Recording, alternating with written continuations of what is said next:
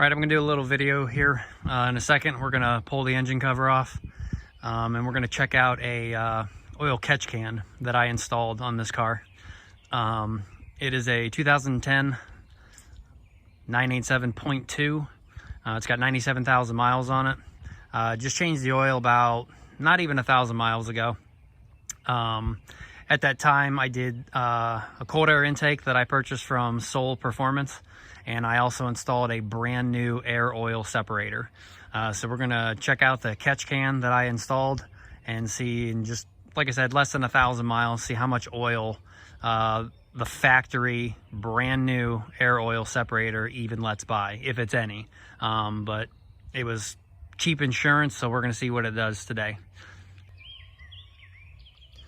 So I showed this before when I bought a brand new AOS and installed it. And when I installed my intake, I accidentally broke the pipe that runs from the AOS over to the inlet on the manifold.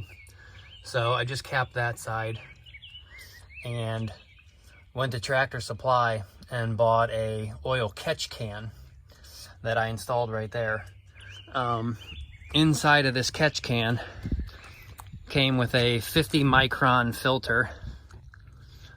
Very small, won't let any particles come through, but as you can see, that is a brand new AOS installed on this Porsche. It's a 987.2, and I think this has been on since the oil change, probably not even 1,000 miles, but that is what a brand new AOS is letting through. So hence the reason needing additional protection. This is just how it came. Obviously I could inside of there or around the outside, probably just on the inside, I could put stainless steel media to catch even more. But that's a decent amount of oil that obviously would be going into the intake manifold. It would be going down into up behind your valves, and the fact that we're direct injected doesn't boast well when you don't have fuel that can come by and clean those valves up. But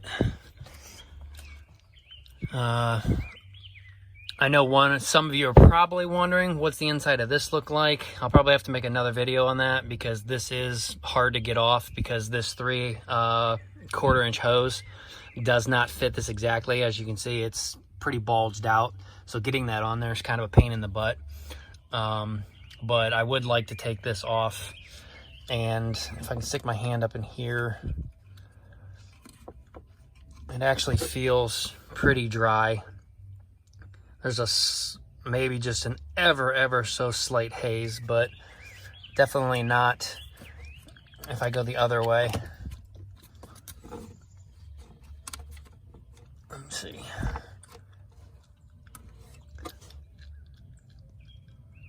If I can get it to focus. Yeah, see, that's liquidy. So all that oil is definitely coming from the brand new factory AOS on this side, but this side definitely seems drier. And obviously, again, that definitely caught a lot. So if you do have a aftermarket cold air intake, you free up all of this room.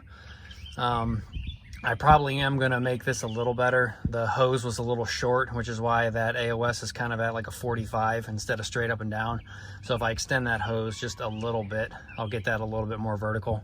But yeah, you wonder why these things clog up and blow smoke and everything else sometimes. I would definitely recommend getting an aftermarket catch can and catching even more instead of going into the intake.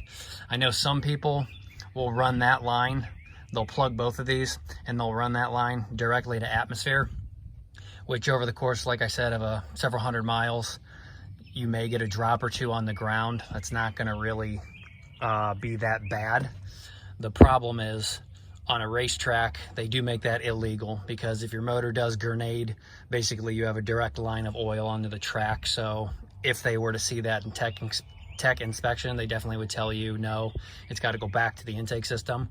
Some people also believe when you do have a vacuum pull, as that's naturally set up, you do help slight horsepower, maybe 1 or 2 horsepower.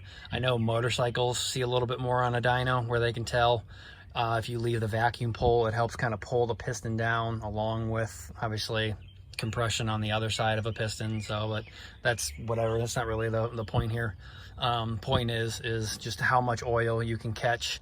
That obviously I just dumped out here in not even 1,000 miles since my last oil change, and that oil, it's not even water.